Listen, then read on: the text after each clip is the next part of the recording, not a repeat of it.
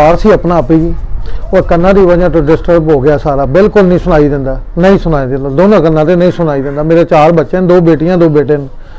कारोबारों जो पैसे लैने वो भी नहीं दे रहे। जिवें मैं कोयटा में मेरा सारा बिजनेस है सी, इस बीमारी की वजह तो सारा खत्म हो गया। मेरे को बिल बुकां वगैरह सारा कुछ मौजूद है।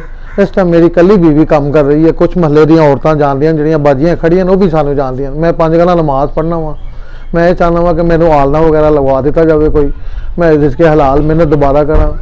तो मेरे कुछ बच्चे का राशन का मामला हो रहा, बाकी दिलों का भेत अल्लाह जानता है जो सुनता।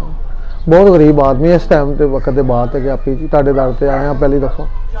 जब मैं देखूं अमल को अपने कुछ भी पास न मेरे, जब मैं देखूं कर्म है मुझ पे बेहिसाब है तेरे। जब मैं अस्सलाम वालेकुम।